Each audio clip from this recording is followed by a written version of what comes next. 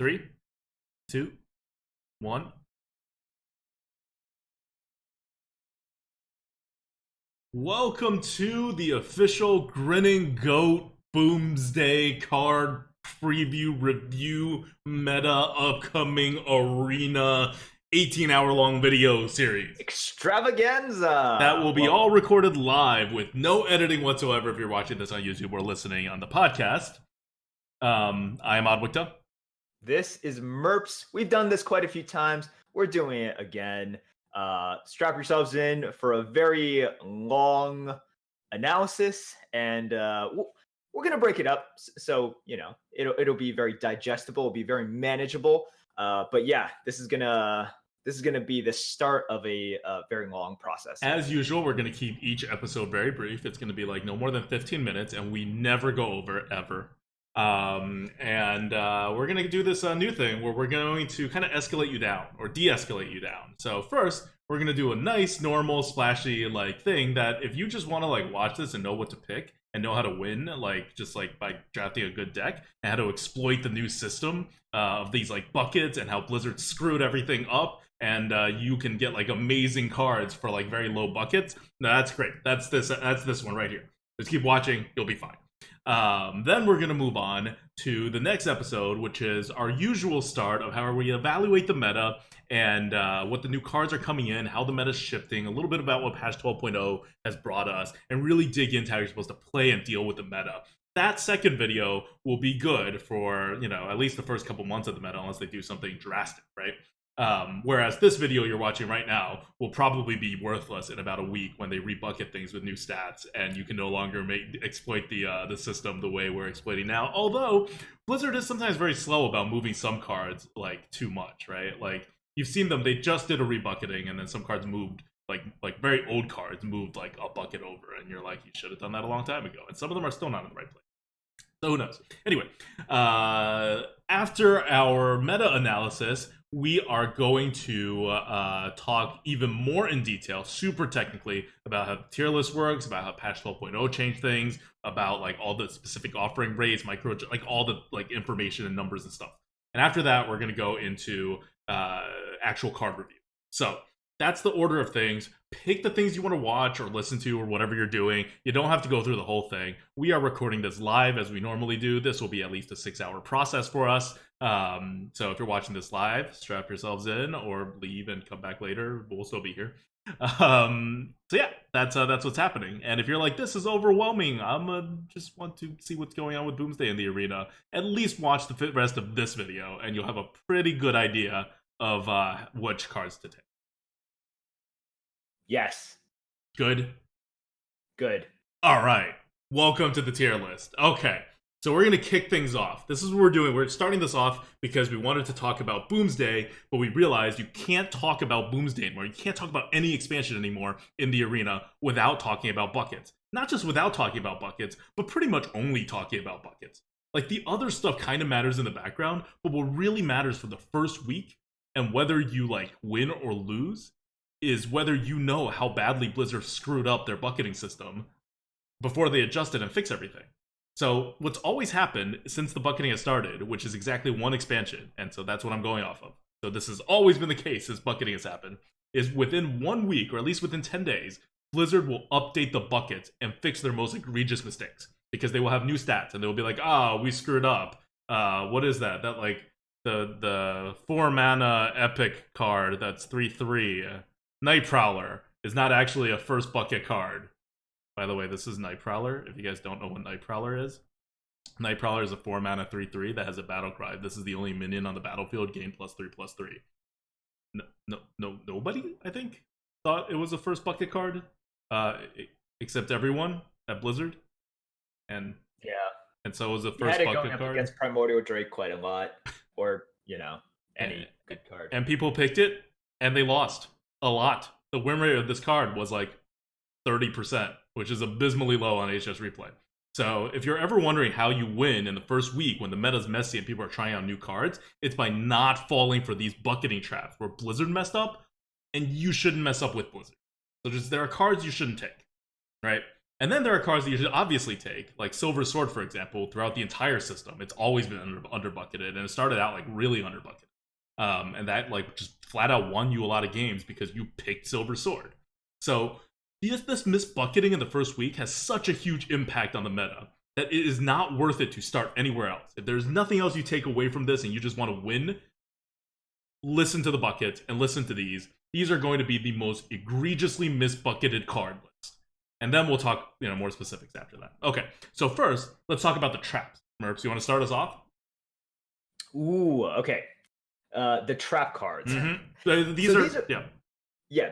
When we do, okay, like Adam stated, Blizzard will misbucket cards, but these are cards that have a minimum of 3 bucket differences. So these are trap cards in which, let's say, it's in the second bucket, but we have it in like, we believe it should be in the 5th or 6th bucket instead. So there is a huge gap here, right? And the first one I want to talk about, so this is a card that you should not take, is going to be a neutral card. It is Emp Operative. So Emp Operative is a 5-mana 3/3 battle cry destroy mech. It's a hate card. We've seen a lot of hate cards, Galactic Crawler, Dragon Slayer. But the main difference is those cards actually give you vanilla stats. So you're treating the hate aspect of the card as a pure positive. It's kind of like just a bonus.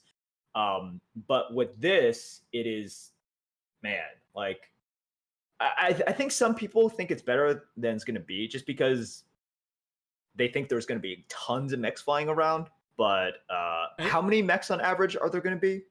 There's going to be 3 to 4 mechs, depending on which class you are in your deck. That's on average, of course. If you go for a mech deck, for example, you could probably double that number.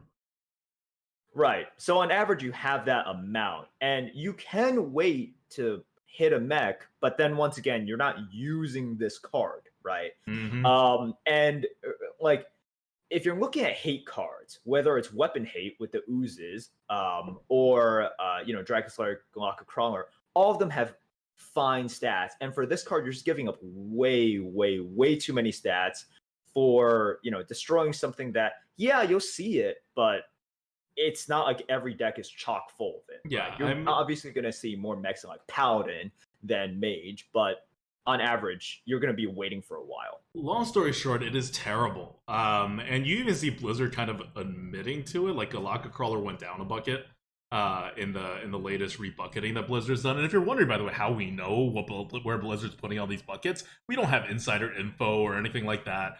Blizzard kind of released the buckets along with the card dump, which is great of them, by the way. They should do that every time. But it does give us this like leg up into the arena, right? Where we're like, before we even start, we know exactly what's going to happen, which is great because honestly, we haven't had that for the last year. For the last year, between the micro adjust and the weird things that they're doing and the non-transparency, we really didn't know what the offering odds are. And if you don't know what the offering odds are, you don't know the exact meta you're getting into until you're actually playing a ton of runs in the meta. But now we do, and so we can make these like very like precise predictions into how the meta is going to be. And the meta is quite flatly not going to be mechy enough, and the mechs are not going to be large enough for Emp Operative to be not like a 5th bucket card, but it's not even a 7th bucket card. It's like a very, very low 7th bucket card. Like when you see it go up against like crappy cards, you should take the crappy cards and not this guy. Yeah, and also recognize the fact that mechs are not that huge. Like the number of mechs that you see, it's not all minions are exactly the same. Because I see people talking about it's like, oh, like for example, Black Knight hits a lot as well. You need to look at the average size that Black Knight hits versus the average size that Emp Operative is going to hit as well. You keep waiting for that bulldozer. Just keep waiting for it. Yeah, exactly. You can keep on waiting for that bulldozer, but you're probably just going to hit like a pretty small mech. And like that makes a huge difference, which is something I don't think people look at when they like see all of this. And I've seen the Black Knight sort of like analysis before, but it just doesn't stack up because of the average size of the thing that you are killing. So these are things we're pretty sure about when we say this. Like it's kind of mathematical. EMP Operative is going to be bad, and we also know whenever we say these things, some people will make different predictions, and feel free to hold us accountable. When the EMP Operative is in the meta, and when the win rates come out, and when you use it and see it used against you, and all of that, right? These kind of swinging cards are better for worse players than better players, but it's not going to make that big of a difference. Like, this is just not going to be a good card for any kind of player. But let's move on. From EMP Operative, I look forward, and this is the point, right? You avoid this card, and all of a sudden you have an edge over everybody else who was offered this card and took it, right? You have a normal 5th bucketed card instead of this like card that you're like just holding in your hand waiting for value. Okay, the next card I'll talk about it is Electro Right. I don't know what Blizzard was thinking here for Electro Right. I really don't have a good reason why this card is in the 4th bucket. For Blizzard, it's a 3-mana 3/3 with a battle cry. If you're holding a spell that costs 5 or more, gain +1/+1. Well, we think it's technically a 7th bucket card. Like, maybe it could be a low, like, 6th bucket card if it's properly bucketed. You're not going to get all that many spells that cost 5 or more. There's only a few of those spells for each class, and you have to have it in your hand. And the extra +1/+1 is only super meaningful if you're playing this on curve. And otherwise, it's a pretty crappy 3-mana 3/3. 3-mana 3/3s used to be okay on curve. They're pretty terrible on curve now. Like, the meta has definitely progressed, and the cards are, especially at the 3-mana slot, are way more valuable on curve than 3-mana 3/3s. 3-mana 3/3s is like the bare minimum to like have a thing.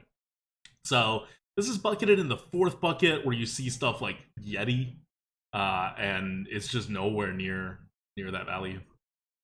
Right. And look, we've had continuously this arms race of like, okay, Blizzard is going to introduce a condition that is either easy or hard to fulfill, and then give you a bonus for fulfilling that condition, right? And throughout the expansions, we've seen sort of the ceiling rise for that. So like, in terms of the conditions and how hard it is to meet, and also the rewards, right? Some rewards you get like really, really good, e.g. like Duskbreaker, for example, right? If you have a dragon in your hand, just have a free Hellfire, essentially. With Electro Right, not only is it a pretty, hard condition, you're not going to have that many spells above 5 in your deck, and you're not going to always have one in your hand. The payoff is just so small, just for a +1/+1, right?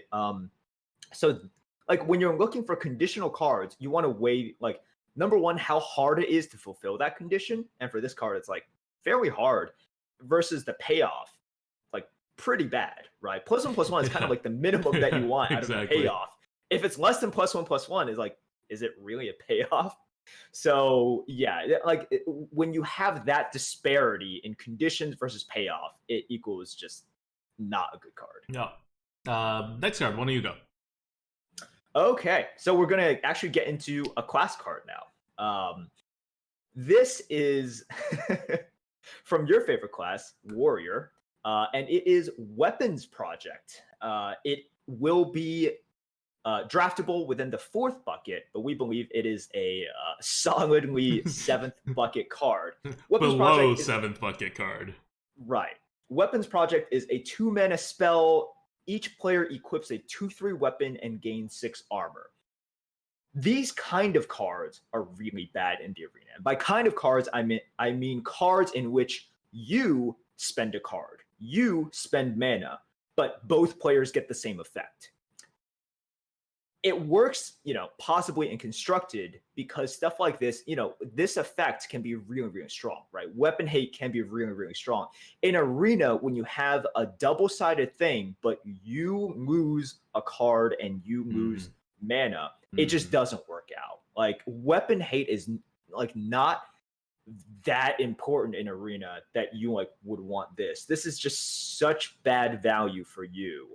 That you just should not draft it, especially in the 4th bucket, which, man, there are some good cards in the 4th bucket. Yeah. So, yeah. 4th bucket is totally legit. And remember, these are only cards that we're talking about that like more than 3 bucket. That are at least 3 bucket over bucketed. And for a card like this is, again, it's in the bottom of the 7th bucket. Like, take other cards in the 7th bucket over. This is not just a don't take it into the 4th bucket, but once Blizzard eventually realizes this and moves it down a number of buckets, keep not taking it. Like, just don't touch this. Like, Electro Right, at some point, you're like, well, it's at least a 3-mana 3/3 with a tiny bit of upside, right? Like, it's a card. But for stuff like Weapons Project, this is even worse than, like, the EMP. It doesn't do the thing that Blizzard seems to think that it is doing. The interesting part is Blizzard was actually pretty spot on with the other double-sided cards. They all bucketed them all in the 7th bucket. This is kind of the lone exception. So Blizzard's probably looking at it and did some research and did some playtesting and thought, oh, this is pretty good. This is not pretty good. Don't take it. Don't fall for it. So that brings us to the final card. And I do mean this as in the final card. So we say a lot of things like, oh, Blizzard doesn't know what they're doing on bucketing and whatever. But one trend you'll notice is that Blizzard has under-bucketed a lot more cards in Boomsday than they have over-bucketed. Our list of cards that they have under-bucketed is huge. Our list of cards that they have over-bucketed by 3 buckets or more is just these 4 cards. So to give you a sense of what, like, in Witchwood, when Witchwood came out, everything was over-bucketed. There were like a handful of cards that were like under-bucketed, but for the mass majority of cards, it was hugely over-bucketed. And you never saw Witchwood cards, and people were like, haha, welcome to the not Witchwood meta. That's not going to be a problem anymore for this, right? This is going to be very much a take Boomsday card kind of meta. But anyway, this is the last card in which you should not take because Blizzard has over-bucketed it so much, and that is Voltaic Burst in Shaman. So I am having trouble finding Voltaic Burst. There we go. Voltaic Burst is not a bad card. It is a 1-mana card that is a Shaman card. Summon 2 1/1 Sparks with Rush. Overload 1. The Sparks are elementals. So it's basically 2 mana, summon 2 1/1s with Rush, 2 mana, 2 damage, right? It's not bad. You know, like probably around where a Yeti is, a little bit worse than a Yeti. We've seen these cards before. They're not like doing a lot. It does allow you to work with some synergy stuff, like a Flame Tongue Totem. But for the most part, it's a pretty straightforward card. And Blizzard, for some reason, thought it was a 2nd bucket card. I don't know. Yeah, I mean, look, this is a perfect example of a card that is good. It's just not good enough because of the buckets, right? If we were, looking at this card pre-bucket, we'd be like, oh yeah, this is a good card. You're gonna draft like a decent amount of it because it's just better than average, right? Mm-hmm.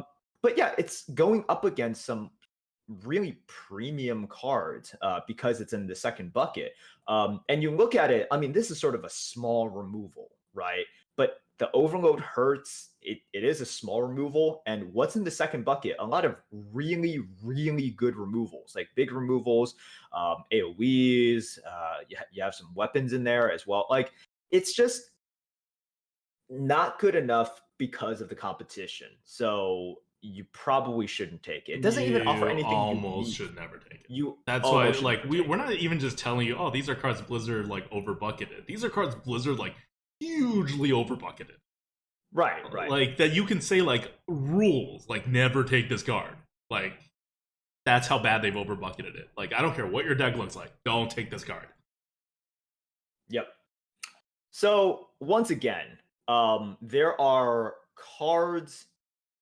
a lot of cards which might be wrongly bucketed, right? That we would categorize. But we want to sort of list these as cards that are very, very strongly over bucketed. Yeah. And I see people in chat doing this. Please don't look at the other scores. These are not like, we're not showing like a final tier list product. When we start talking about the scores, if you're watching this right now, they're not going to be the same. It's being updated right now. So you're not looking at the right scores. So we can't answer your questions like that. Anyway, back to this. This is Voltaic Burst, and we really should move on to the more interesting things, really, because these are cards you shouldn't take, but the ones you care about are the ones you should definitely take, right? Yeah.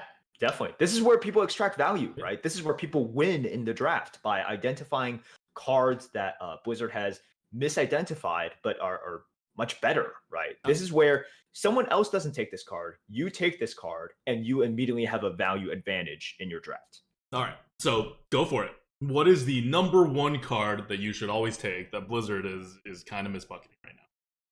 Okay, so this is kind of cheating a little bit because it's not a 3 gap difference, but it's only not a 3 gap difference because there's no 0 bucket, because the buckets stop at 1. So this is one that we feel extremely strongly about.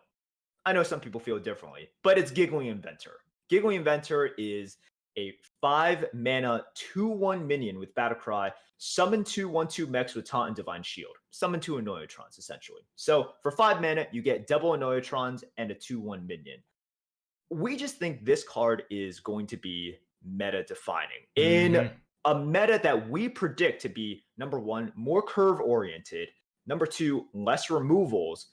A card like this, whether you have an aggro deck, whether you have a control deck, mid-range deck, it will help you in every single category. And just because of the amount of annoyingness it has, the fact that you spawn 2 mechs that can be buffed if you're mech class, right? The fact that it preserves initiative on your side or just protects you, period. And sort of, I think something that a lot of people continually undervalue is, they look at something like this and they're like, it just doesn't do enough by itself. Well, first of all, I would disagree with you there. I think it does plenty. But the power in giving you the board back and having you, decide how to resolve the board or just protecting stuff or delaying a turn, that's become more and more valuable.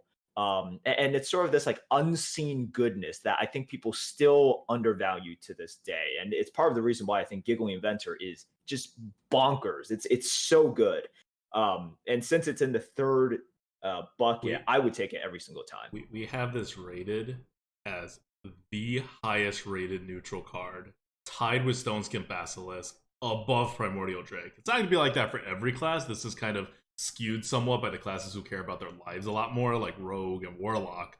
But still, this is a huge bomb in the arena. You stop an archetype dead in its tracks. And if you are playing against any other archetype, it's still an incredible amount of value. It's a silly card.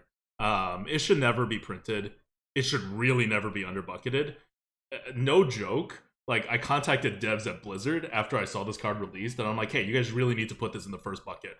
To the extent you can, put it in the top half of the first bucket, please. But if you need to, I guess the bottom half of the first bucket with Primordial Drake and everyone else will be okay. And they're like, we hear you. And where it's starting out in the third bucket. This is not a hard card to use. This is not like an expert card where the experts will get a lot of value out of it, or the experts will not misplay it. This is a card for everybody. Everybody will play it. Everybody will get value of it. There's no chance this card is not moved up at least 1 bucket in the very first rebucket. It is going to be that meta-defining. So that's Giggling Inventor. Let's move on from Giggling Inventor to Mechanical Whelp. This is a card that Merps does not want to talk about, which is why I get to talk about Mechanical Whelp. All right, go ahead. Okay. So we rate cards, because we're good players and all that, but also because we have a proprietary algorithm that is literally doing way more math than you can do in your head, and definitely way more math than Blizzard is doing.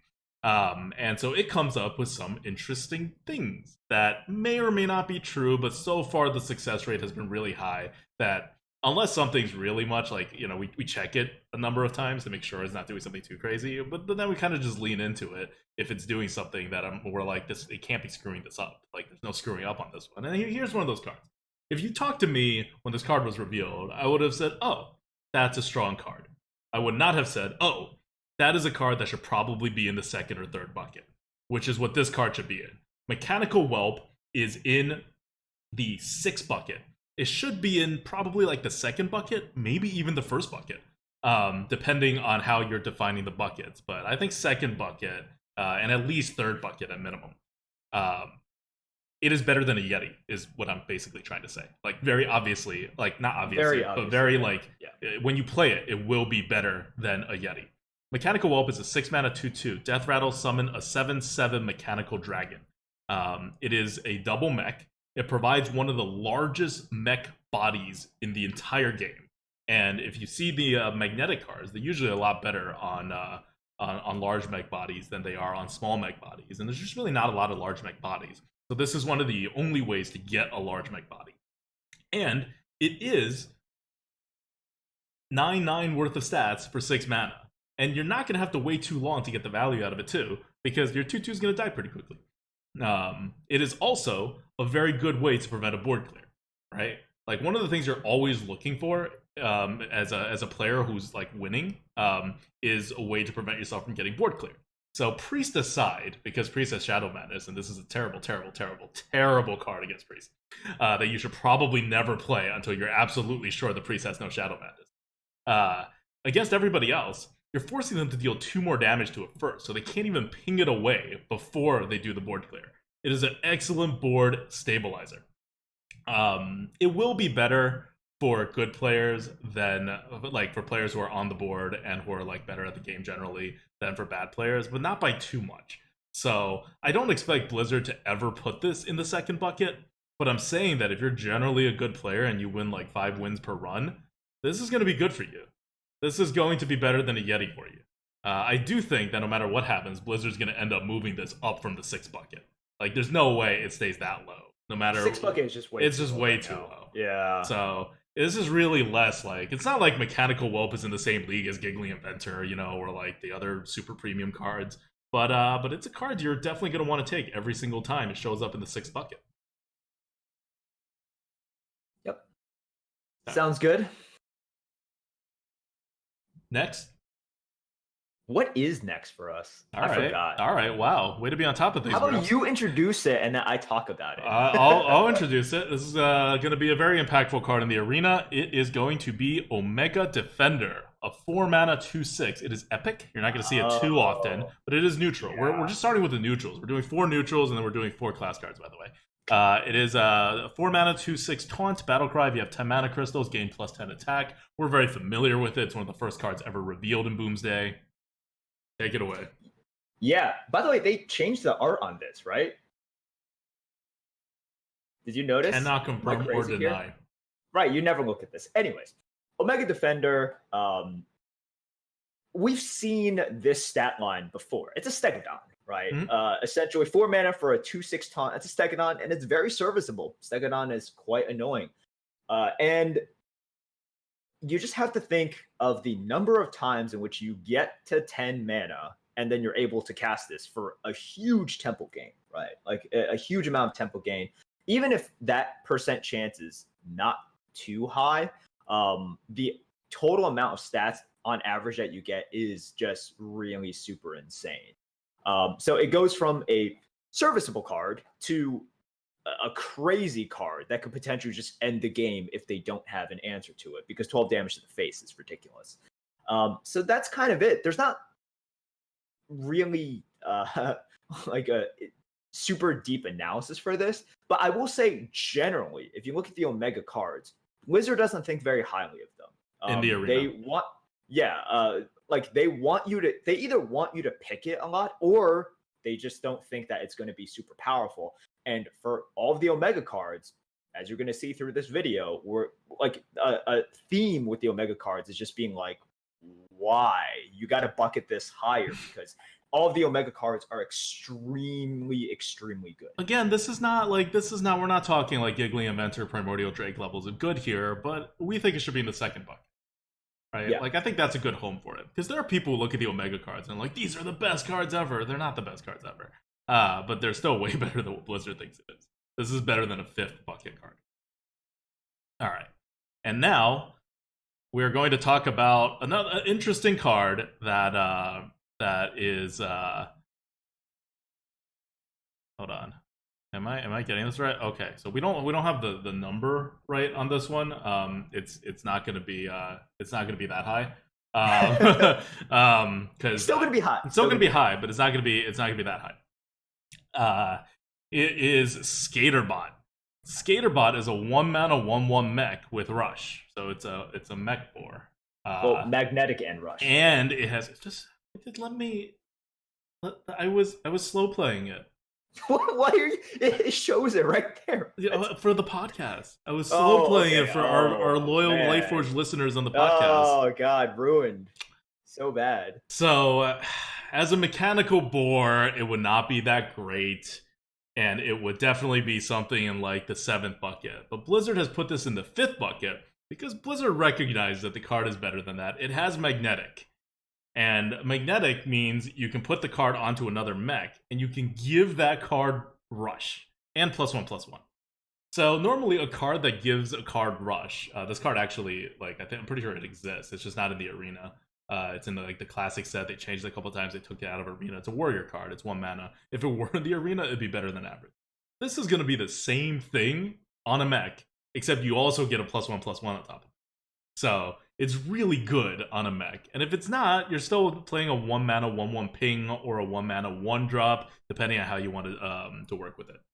Again, if you're watching a video, there's a score on here. That is not the correct score. It is going to be updated in like 30 minutes or an hour before we start like actually going down the scores. But we haven't done the final update yet. So again, don't pay attention to any of the scores on here. They're not going to be exactly correct because that's not what we're talking about right now. They will be correct in like an hour and a half when we actually update the test tier list.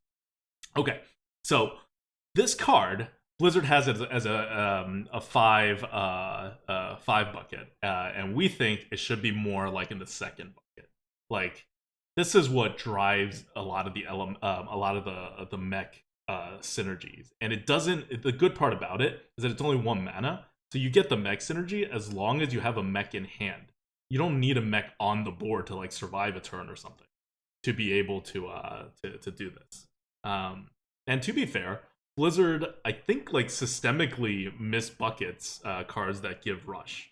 And this card is a little complicated, so I can see average players like very frequently misplaying it. So this is not one of those cards that I'm like, oh, it's so misbucketed, it has to move up buckets. People could just really suck with it. Like, that's entirely possible, and it could remain in the 5th bucket. But if you have a deck that has like a normal amount of mechs, so like 3 other mechs, this is going to be a great card. You should take this card.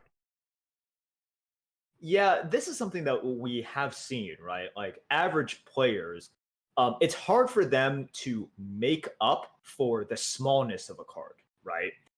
It's something in which good players can take small cards but amplify their effects because of the way that they trade, the way that they've set up the board, et cetera, et cetera.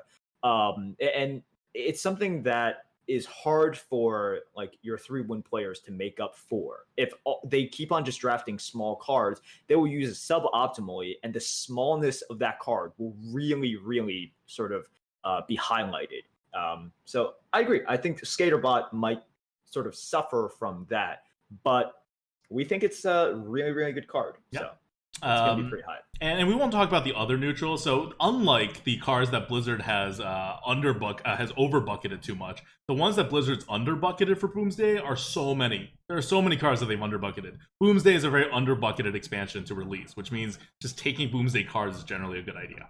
And so we won't go over all of them. Some of the neutrals that we're going to skip that are also really, really good, and you should probably take, we're just going to like list them. And if you want to hear the full explanation, you can, we're going to go over every single card later. Like just one by one down the list. So you can listen for that. So Microtech Controller is kind of a sneaky underbucketed card. It's currently bucketed in 6, and we think it should be 3. It's so straightforward. If you see, it's a 3 mana 2/1 Battlecry, summon 2 1/1 microbots. Like, this is just about how well you understand the arena game. And I am not at all surprised that Blizzard is not seeing the value in this. But it's also not a card that you need to be terribly good at the arena to realize the value of it. So I have no doubts that this will be increased. The other card is, and I love this card, it's Bulldozer. It's a 9 mana 9/7 mech with Divine Shield. So it's your giant mech. And you can see how we're rating these cards, right? Like Skaterbot with a Bulldozer, really, really good. It's not just a combo card though. It kind of stands by itself. And it's not the best card, but we think it should be in the 3 or 4th bucket, and Blizzard's put it in the 6th bucket. which is like really low. So you're not going to see it a lot because things that are put in the 6 bucket. No, so here's one more thing. In case you're like saying like, oh, so I'm going to see all these cards that you're talking about like everywhere in the arena. You're not. Especially the cards that we say are bucketed in the 6th or 7th bucket because they have like reduced offering odds. So you're just literally not going to be offered them anywhere near as often as a normal card. But they are the ones you should pick because their win rates are going to be high, especially if you know what you're doing. Yep. So once again, these are cards in which don't look at it in terms of the value in a vacuum, right? And I see people doing that, and they're like, wait, why do you like Bulldozer that much? It's just like a decent card. It's like, yeah, but it's all relative now. It's a mech. All relative. It's a mech, right. And it's in the 6 bucket. That is a low bucket.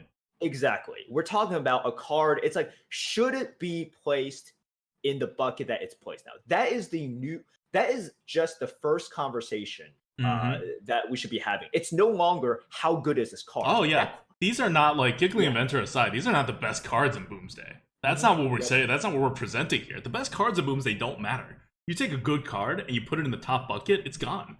Are you going to take it over an Eviscerate or a Flame Strike? No. Yep. So once again, this is a card that we believe you can extract value from, right? Like you see a Bulldozer in the 6 bucket, and it's going to go up against probably some really bad cards. And you're just like, sure, I'll take this Bulldozer here. It's not going to be one of the best cards in my deck, but it was the best I can make out of a bad situation. Oh. So yeah, that's Bulldozer for you. All right, so now we're going to move on to the class cards. And we're going to do 4 class cards, and we're going to list out a bunch of the rest of them, which, again, if you want to hear the full gory details, keep listening. It's coming up when we talk about each of those classes. So do you want to start with one, or? Yeah, sure. So, okay, let us start with the Hunter card. All right. I want to talk about the Hunter card. I wonder why you picked Hunter. I know. Well, but this isn't like the kind of Hunter card. This is not. This is my card. But I do want to talk about this heavily, basically underbucketed card, which is Cybertek Chip. Cybertek Chip right now is in the 6 bucket. Cybertek Chip is a spell, 2 mana, give your minions Death Rattle, add a random mech to your hand. We've seen this before, in the form of Infest. Which was a pretty good card. Which was a pretty decent card, and that costed 1 mana more, and that gave you Beasts. Now, people think of Beasts having synergy with Hunter, and they had synergy with Hunter, but Beasts very rarely had synergies between themselves. Getting mechs, you have a really, really high chance of having intra mech synergy because of the magnetic ability. So if you thought Infest was pretty decent, which it was, now you have a cheaper version of that, and you get minions that have a much higher chance of synergizing with each other. So this is just a really freaking good value card for Hunters. And it's in the 6 bucket. We believe it should be in the first bucket. In the top half of the first bucket. The amount of card advantage you get out of this, especially as a Hunter, where you're like just trying to be on the board and going wide and doing all that stuff anyway, like it's insane. And there's not really that many mechs in the game, which means your random mechs are not all that random, and they're gonna be pretty magnetic. And it's not gonna be like, you also have something called like Unleash the Hounds, right? Like it's a silly, overpowered card. It's not like overpowered compared to the other really good Hunter cards, but it's up there. It's a premium card, and they're treating it like trash. 6 bucket. 2 Blizzard's credit. Generally speaking, this is going to be a card that's better if you're winning, and this is going to be a card that's going to be better if you want the game to go for longer. And generally, all of that kind of put together means this is going to be a card that will be much better for better players than worse players. So I don't think it's ever going to be in the first bucket, and I don't think its win rates are ever going to get there on average, but its win rates should still make it above. I can't even say that. I can't even make that statement because of like cards like Blessing of Wisdom, which has stayed in the very last bucket because apparently its win rate is in the very last bucket. And that's embarrassing. No, like average people are not good at this game, right? Like that's like you especially if you're a player that wins a lot, you don't realize it because you're always in the 1-0 bracket, right? Or like the 2-1 bracket, and you're like, oh, 2-1, that's pretty normal. No, you're doing very well if you're 2-1. Like, the percentage of players you face is not the same. The vast majority of games happen at like 2-2, 1-2, 2-1 that you never even see, with a massive amount of players that they're gathering data from. So because of the way the bucket system works, the games you, as an infinite player or a really good player or just an above average player, see is highly not representative of the amount of games that's actually going on in this in the arena. Anyway, this should be like, we have it right now at a 172. To give you an idea, that's like higher than an eagle horn bow. That's insanely high. Yeah, sure, it's like 2 points higher than an eagle horn bow. I'm not saying like, no, okay, it's like almost 10 points higher than an eagle horn bow, actually. So I'm not saying like don't take an eagle horn bow over this necessarily, but that's the value. That's the value that this is happening at. Right. Okay. But like, look, we're talking about eagle horn bow versus this. This is in the 6 bucket, so you take it every single freaking time. Yeah, Eagle Horn Bow is it? Eagle Horn Bow is even underrated. It's not like the 3rd bucket or something. I know, way too which low. Makes me very happy these days. But I guess you could see people messing up Eagle Horn Bow too, right? Like with the secret synergies, with the not going face with it. Like you could see it. Yeah, totally. And you do see it when you play the arena, right? Okay. So the card I want to talk about for the class card, and we're only talking about the super interesting ones right now. We're going to put a huge list of way less interesting cards that they've like heavily underbucketed. That we're just like, oh, Blizzard systematically underbuckets card draw, and these just draw you regular cards, so they're going to be underbucketed too. Anyway, Paladin has a card, and I don't know why people don't like this card. I really don't. I've heard not terribly great comments about this card. It is Glowstone Technician. It's a 6 mana 3/4. It is epic. You're not going to see it a lot. They've reduced the offering rates of class minions quite significantly. And there's no offering bonus for the new set. So it's not going to be everywhere. You're not going to be offered it too often, but take it if you're ever offered it. Why? Because it's in the 6 bucket, and we rated a 186. That is the actual score? Wow. That is the actual score of Glowstone Technician. We know how many minions you have in your hand. We know when you want to play this card. We know how much mana you can recover. This is a card, I don't know, and it's getting overlooked everywhere. But if you think about it, let's say this is like turn like 9 or 10 or like even 8 or whatever. You play this card, you play another card, and you pretty much got your tempo back. It's pretty much an even tempoed, like, split body large minion at that point. And then all your other minions starting the next turn is going to get a ridiculous amount of tempo and a ridiculous amount of card advantage just overall. It works the same exact way that Silver Sword works, which means the same exact people who did not understand Silver Sword and did not learn their lesson from having Silver Sword be amazing are going to underestimate this card. And they're going to be wrong again. Because I remember having this entire thing going. Like, we do this every year, right? You go back and look at us talk about Paladin, and we're like, Silver Sword is the best card. It may even be better than Vine Cleaver. And people were like, you're crazy. What kind of crack are you smoking? I want some of that. And we're like, no, we're really, really, really sure about this. We're very sure about this. And at least half the people, I think, maybe more than half, were very much not on board. And we have a pretty good reputation of just like being right about predictions. And they were still not on board because it was so difficult to believe that a card so anti-tempo that recovers your tempo only the turn after or the turn after that, right? That a card like that can be insanely good, especially in a very tempo-heavy class like the Paladin. Yep. But so, it can. Look, yeah, I mean, I see people already debating. It's like how good this exactly is. This is not as good as Silver Sword, by the way. That's not like, yeah, that's not even necessary. Once again, you know, we don't have to get into these hypotheticals because it doesn't matter. We are making this video to make sure that you guys benefit from it, that you guys know what's up. And we can, you know, like, do I have a problem with it being a 186? I don't know, but that doesn't matter, right? Mm-hmm. What does matter is the fact that this is in the 6 bucket. And I think most people would agree, or if you play the arena, you can see that, once again, the 6 bucket has some decent cards, but it doesn't have, you know, that many great cards to it. So you're going to take this Technician and you're going to extract value out of it.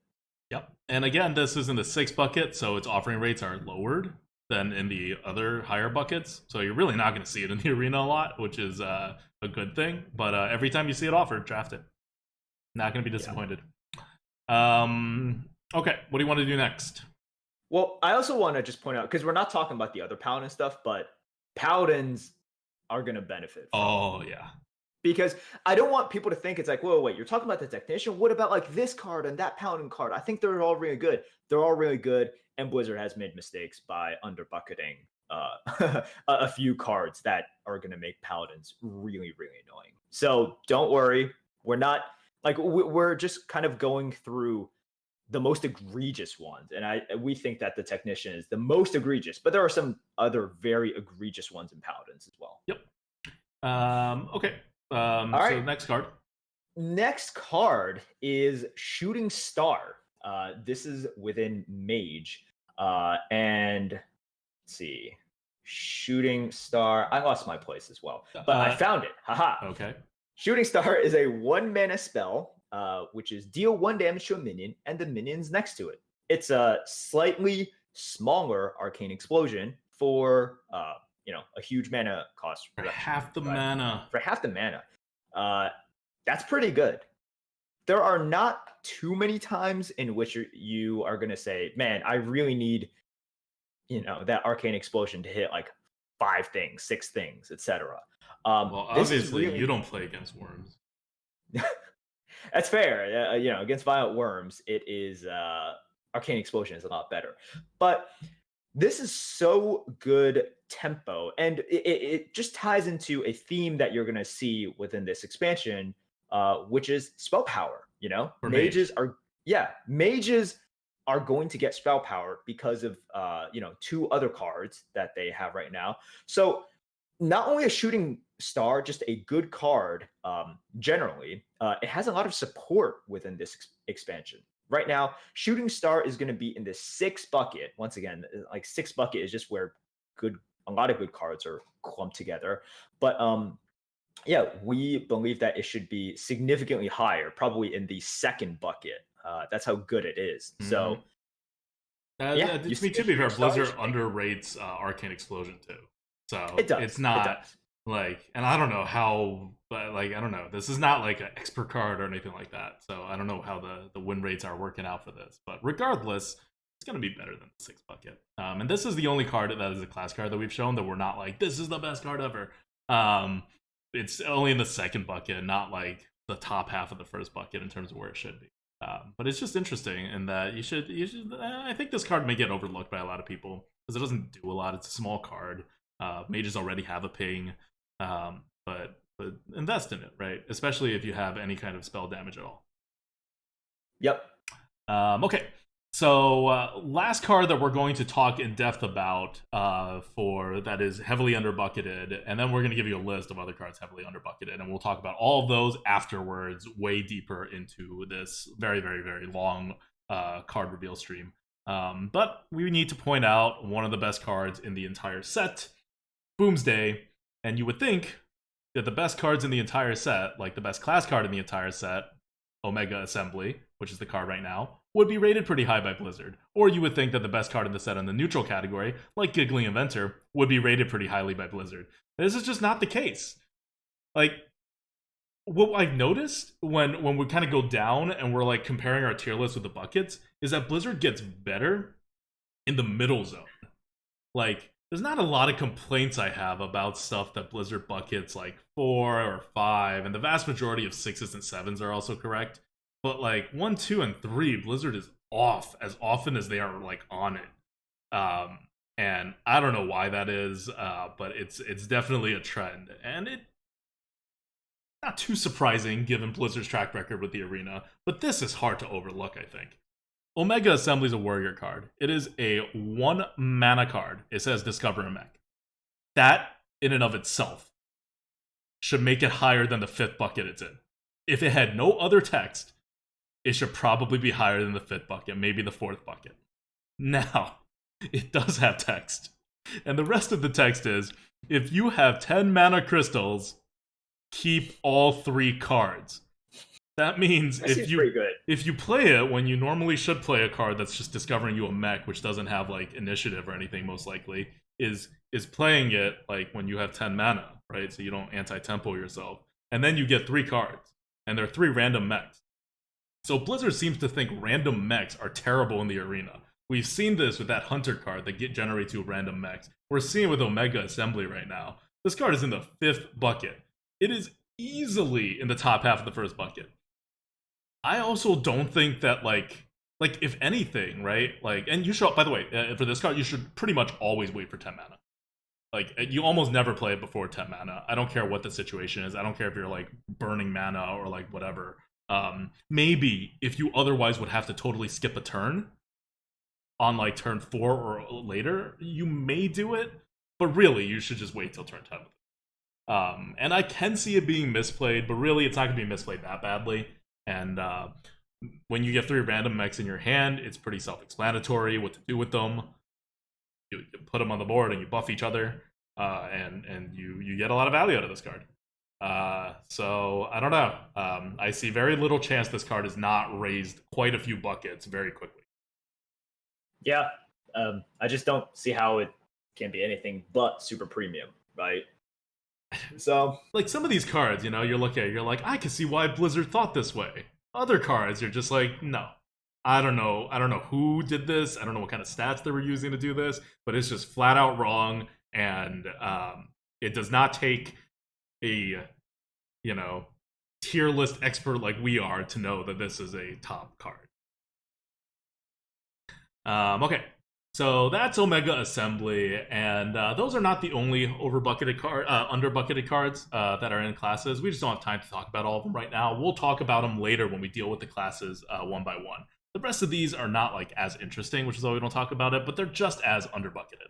We're going to start with Blight, Nozzle, Crawler, 4 mana, 2/4, Rogue, Mech, Death Rattle, summon a 1/1 Ooze with Poisonous and Rush. In the 3rd bucket, should be higher, should probably be 1st bucket, maybe, like, even top half of 1st bucket, but it's a poisonous minion. Poisonous minions are systematically under-bucketed by Blizzard. Not a huge surprise. We could talk about Astral Rift. Astral Rift is a very unimpressive looking card. It is 2 mana mage card. Add 2 random minions to your hand. Blizzard, again, really does not care about adding random minions to your hand or to the board or to anywhere, apparently. It's very lowly bucketed. It is, what is it? The 6th bucket. Jeez. We think it's a 1st or 2nd bucket card pretty easily. We have a lot of it's funny. People were saying, although like, just in a joking way, it's like, what if I'm faced with 6 on, like, like, within the 6th bucket, I'm faced with 3 picks of like misbucketed cards. It's entirely possible. I mean, yeah, I guess, you know, we're talking about the 6th bucket a lot, and then it's sort of like, it's like, oh, always pick this, and then, you know, like, suddenly you see 3 picks and they're all severely under bucketed, and you're just like, huh, okay, maybe that was Blizzard's strategy all along, you know, make the 6th bucket into the 1st bucket. Ooh. The similar thing, Violet Haze, Rogue, it is currently in the 7th bucket. Haha, not the 6th, even worse. And it's add 2 random Death Rattle cards to your hand for 3 mana. It's because it's 3 mana, so Blizzard's like, oh, this has got to be worse than the 6 bucket cards. So Blizzard thinks this card is total trash. It's not bad. It's not good. We don't think it's a 1st bucket card. It should be in the 3rd bucket. Like, it's pickable. It's also not exactly what the Rogue needs. They have plenty of card draw, but it's nice to continue having card draw, right? If we're talking about Omega cards, right? Warlock has this card. Everyone's quick to pick up on it. It is the Omega Agent, which we have as, like, barely in the 1st bucket, maybe the 2nd bucket even. I don't think we're as high as on this card as a lot of people are, but there's also some disagreement as to how good this card is. The 5 mana 4/5 battle cry. If you have 10 mana crystals, summon 2 copies of this minion. So it's a crap ton of stats on turn 10, but it's non-initiative. They all have 5 health. Can be board cleared. Still, though, Blizzard somehow thinks this is a 5th bucket card. Right. I don't know. Definitely not a 5th bucket card. You could argue if it's 1st bucket or 2nd bucket, but not a 5th bucket. Yeah. That's basically just it. Like, with these cards, once again, we don't have to sit here and debate exactly how good this is. When the discrepancy is that big, it's just like, okay, it's just clearly better than where it's at right now. Yep. That's it. Moving on, Annoyal Module, Paladin, 4 mana, 2/4, Magnetic, Divine Shield, Taunt, and a Mech. It's too much stuff. It works too well with Paladins and Mechs. It's currently in the 5th bucket. It should be probably 1st bucket. I can see 2nd bucket, but it's definitely something that you want to take. What else do we have here? Elementary Reaction in Shaman is bucketed really lowly as well. It's in the 6 bucket. It says draw a card, copy it if you played an elemental last turn. So again, these like small card draw cards, right? Blizzard has systematically underbucketed. Not very surprising that they continue to be consistent in their underbucketing. Prismatic Lens in Paladin, same deal, right? It's a totally okay card.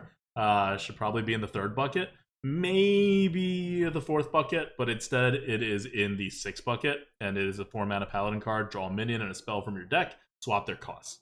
So these, like, draw 2 cards, especially if some of them are minions. Very much underbucketed.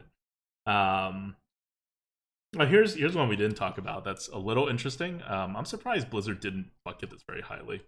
But it is the Dendrologist. I learned a new word. This is an actual word. Blizzard did not make this up. Dendrologist is an actual English word. The 2-mana 2/3 druid card. So it's an on-curve croc and it has battle cry. If you control a Treant, discover a spell. I'll be honest, you're not going to get a lot of Treants in this meta, but you're going to get like 1 card in your deck that has a Treant, or like even half a card in your deck, and sometimes you're going to be able to pull it off on curve, or not on curve, but like almost on curve, and other times you'll just play it later on the same turn, and you get to discover an entire spell, right? Like, Blizzard has it in the 5th bucket. This is like a 2nd bucket card. This is like one of those good 2-drops you want. We have Extra Arms and Priest as being heavily underbucketed. Extra Arms is 3 mana, give a minion +2/+2, and add another extra arm, a more arms card. That's basically extra arms without adding more cards into your hand. That's another 3 mana +2/+2. Blizzard just doesn't seem to like +2/+2s in Priest, because another card, the Unidentified Elixir, that we rate very highly, Blizzard also has very lowly rated. Slightly more understandable card here, because you need to have the board. You need to be kind of a better player than a worse player to be able to use this to its full effectiveness. Because if you're on the board, you buff it, you eat an opponent's minion, you can heal later on, right? Like, it's snowball. What else do we have? We have Crazed Chemist in Rogue. Not Crazed Alchemist, Crazed Chemist, which should be really in the 2nd bucket. It's a 5 mana 4/4 combo. Give a friendly minion +4 attack. Giving a friendly minion +4 attack is a really freaking good thing. It's a cold blood. I don't know why they think it's only in the 5th bucket, but it's going to be good. And again, these are the kinds of things that you have to be kind of on the board and stuff to use well. It's a high mana costed combo card, which Blizzard systemically underrates a little. So understandable, but still, this is may or may not be moved up, but you should take it. Yeah. And finally, this is one of the more overbucketed cards and one of the best cards in the entire set. It is Warriors with Rocket Boots. 2 mana, give a minion rush, draw a card. Giving minions rush. That's something Blizzard systemically underbuckets. Don't think you need to be a very good player to use this very well. Although maybe at some point you should like know to just like cast it on an opponent's minion and cycle the card, right? Rather than try to get some value from your own minions. But still, like, Blizzard's very much underbucketing this one. Yeah, so that's it. I think we made it through all of our heavily underbucketed or overbucketed card list. These are the cards you should either take or not take, depending whether they're heavily overbucketed or underbucketed. And if you just do that in your drafts, you will be so far ahead of your competition just on card quality, because there's so many of them in this. And this is also advice that, assuming Blizzard rebuckets things in a week, this will probably not help you as much, because they will probably rebucket these into the correct buckets, or at least much closer to the correct buckets, and you'll lose a lot of this edge. But for the first week, this is how you win. Yep. Once again, this is how you extract value and get it out of your head with all these vanilla sort of how good is this card evaluations. It's purely about the buckets. It is all comparative now. So this is how you should think about it. This is how we have been thinking about it. And it's how we're going to present the data from this point onward. So If you've been sticking around, remember the cards that we've been talking about. Those are sort of the biggest discrepancies both ways, right? So at the start, we talked about which cards to avoid. Not too many of them, but we listed 4. And then like the cards that we talked about afterwards. Unless you're in a 6 bucket pick and you see 3 of them together, those should be sort of like flags. Like whenever you see one of those, you'd be like, oh, I remember this is severely underbucketed. Let's pick it. Let's extract that value. All right. Well, stay tuned. If you're watching this on YouTube, there will be more videos. You can just click the next one. If you're listening to it on the podcast, there are more podcasts. They will all be uploaded probably around the same time.